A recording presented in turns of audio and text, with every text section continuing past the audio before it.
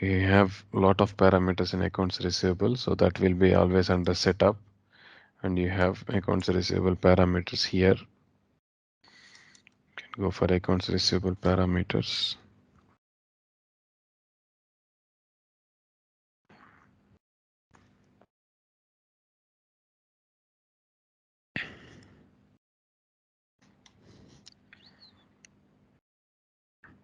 So mostly you have general parameters where you can give the one-time customer account.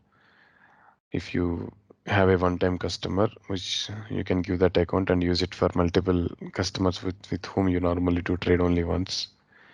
And miscellaneous, sorry, minimum reimbursement, in you can give how much would be the minimum reimbursement amount you have to pay to the customer. Let's say suppose there is some pending amount of customer for like $5. So you don't have to return the $5 to the customer. You can apportion it later.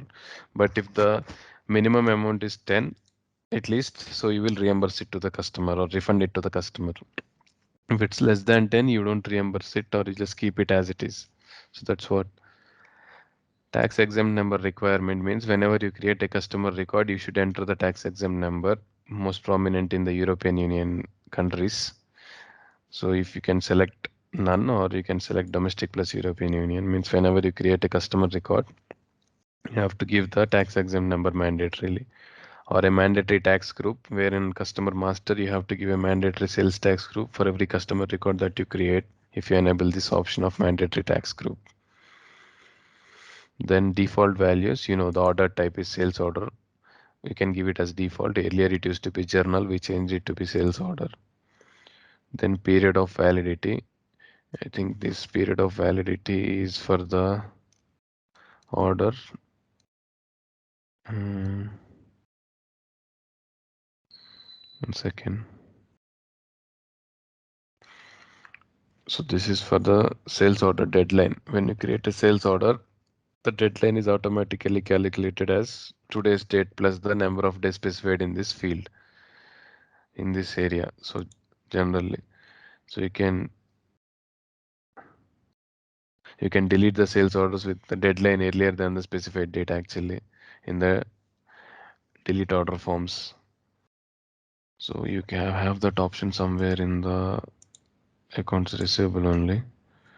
Periodic tasks, I think delete orders. Let me check. Accounts receivable, periodic tasks and delete orders is not here, but it should be there somewhere. You can delete the orders once they cross this particular validity date. So if at all you are not fulfilling the order for the customer, or if there is no response from the customer regarding the order, you can delete the orders or the order lines. So for that, the validity date you can give here. Normally the validity will be the same day that the day you created the sales order, but you can also give for some additional days here. Then you have the option of sales order pool. Actually, you can specify some sales order pools and then you can use them. So you can automatically add an order when you create the order information. You can pull some list of sales orders and give specifications to the list of sales orders at a time. I think that is to used for the list of sales orders. I mean pool of sales orders. Then for reservation we have manual or automatic or explosion. So this is for manual reservation of the items in case of sale, or automatic reservation generally reserves the quantities automatically for the customers when you create the orders. Explosion means this is actually for on the side of master planning for the production. From the production you can have these goods automatically. We can give the some controls for item reservation for the bills of materials. So this one, sales origin is the default sales origin of the order that you automatically comes up. So most of them would fall into the supply chain. So all these details like sales origin or enterprise portal and other details of time zone preferences for invoices. So mostly time zone preferences for invoices are of the time zone of the user as you can give here, or you can give the time zone of legal entity. Time zone of user in the sense the user who is working with the particular order. So the legal entity might be located in some other country like US, and the user might be working from India. There are chances. So the user will have his own set of time or time setup in his user settings somewhere here, user options. So according to the user only, system would follow the timings, or if you give the legal entity timing, so according to the legal entity time, it would follow. Then defer creation of direct delivery chains also into supply chain. Coming to the sales setup for prompt for customer information. So normally the base data such as names, addresses are specified for the customer account if you prompt this, and the terms of payment and the invoice account number in case if there is any change, those details will be prompted. Mark order as voided. So you can see this option. You can select this option if you want the sales order to be voided when a sales order is deleted. Voided orders are no longer available in the sales order page. So if you delete the sales order, it is saying that the order will get voided and you cannot further proceed with that. And I think you can also see this under history voided sales order report, but I'm not sure if it is available here. Under inquiries and reports, we have voided sales orders reports. Not sure, it's not available here, but this should be there earlier. Then prompt quantity field value when posting documents. So, so this is to specify if Dynamics want to recommend a value for quantity field when you post a document. So it will be all by default set to yes because it have to show the quantity on the orders obviously. So on hold sales order status. So you can see the on hold sales order status actually here. So you can also keep the sales orders on hold. So let me show you that option. Someone is asking me yesterday regarding this.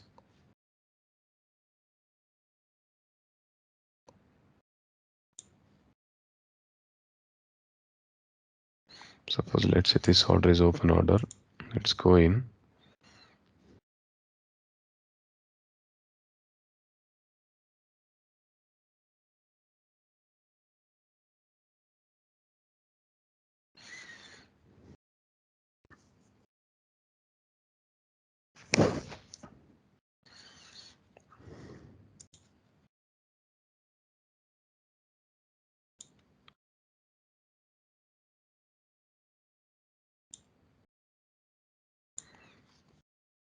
So actually in the header level,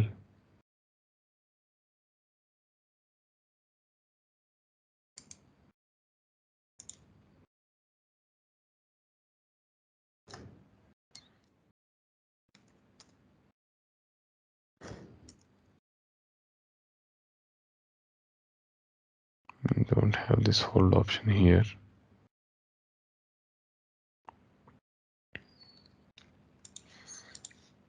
On hold status for order. Actually, this should be there. There is an option to on hold. We'll see and let you know the on hold status for this. Then this is one something related to quotations where the campaign expires. Once the quotation is raised for a customer, in how many days the quotation will expire, and what should be the follow-up dates. 2 days before the expiration of a campaign, you would follow up normally. And you also have the reason codes requirement for the payment cancellations. If you are canceling any payments, reason codes for written orders. If you are creating written orders, require reason codes for other transactions reversal. So if you enable them, it's mandatory that you should give proper reason codes when you are canceling.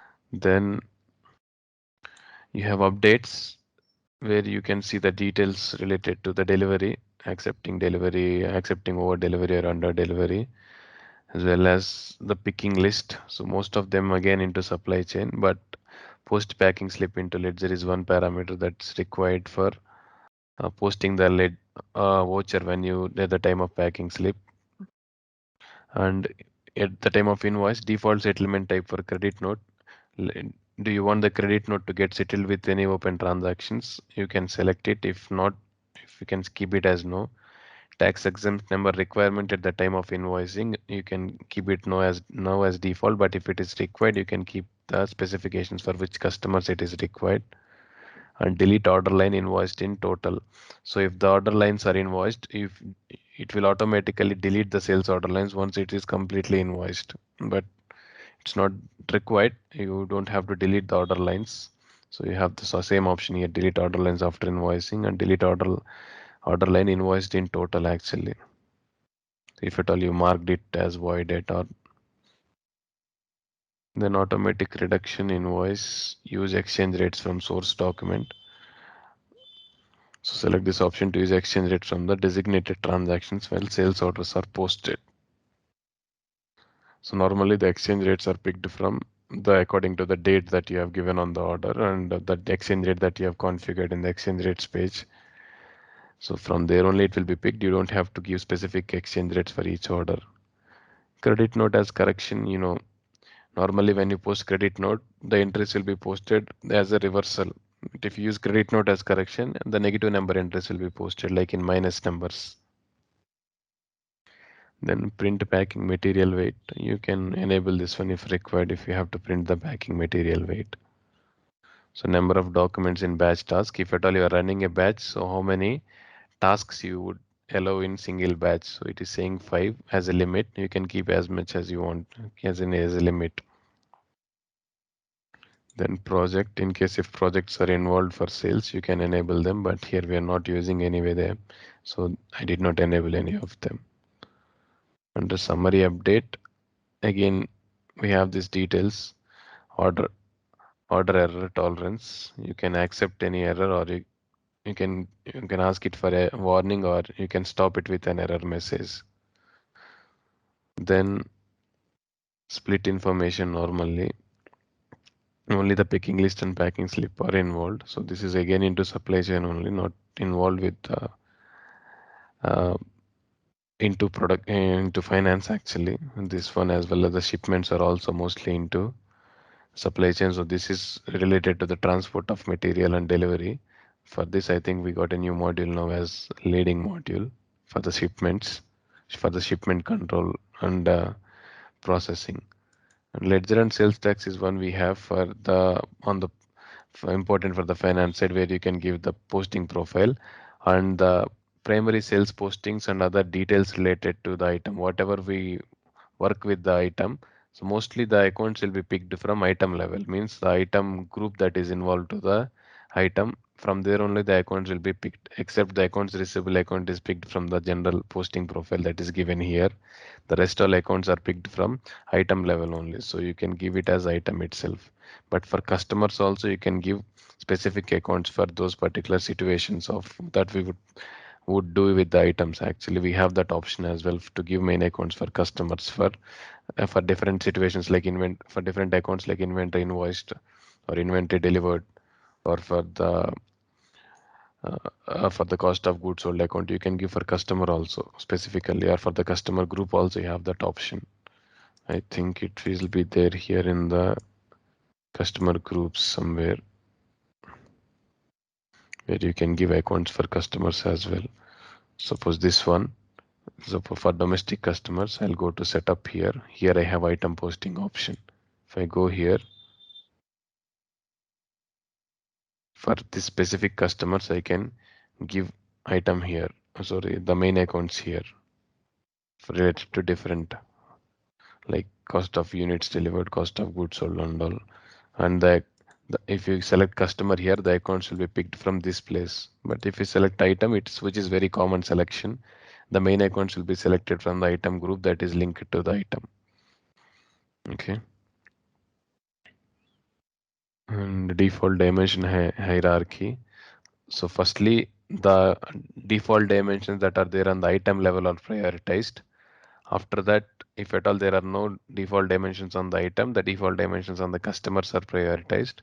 Otherwise, the catalog dimensions means at the time of main account, if there are any default dimension, that will be prioritized. So the prioritization of financial dimensions on the sales orders or invoices are based upon this hierarchy. Then if you want mandatory item tax groups for the free text invoice, you can enable this option. If it's not enabled, it's optional.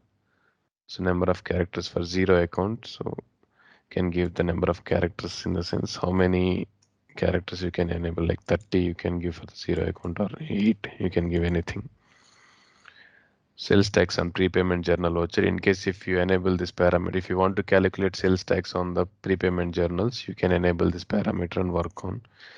But most of them would not prefer to calculate sales tax on the prepayments, except in Middle East they would, and Europe they would do calculation of sales tax on prepayment. And for prepayment related journals, you can use this prepayment posting profile, which we have created and assigned here. And in case if you are having the bills of exchanges, so we can give the bills of exchange related journals and details posting profiles here. Then cash flow forecast, you can give the net terms and dates for the cash flow. So accordingly, it will be calculated. For settlement, so you can go for the automatic settlement, which would generally work same like in the accounts payable module.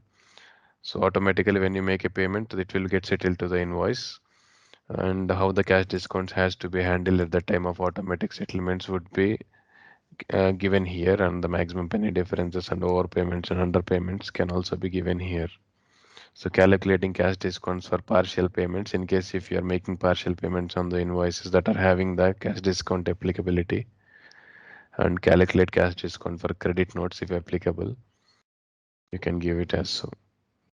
Then most of them again are into supply chain and into different things, except this number sequences, which we know for each unique situation or for a code we have number sequences created and assigned here, so you can change them. Other than this, the rebate programs, margin alerts and warehouse management are mostly into supply chain. Whereas coming to collections and credit rating, these are different, and again they are into finance. So you can give the credit limit type.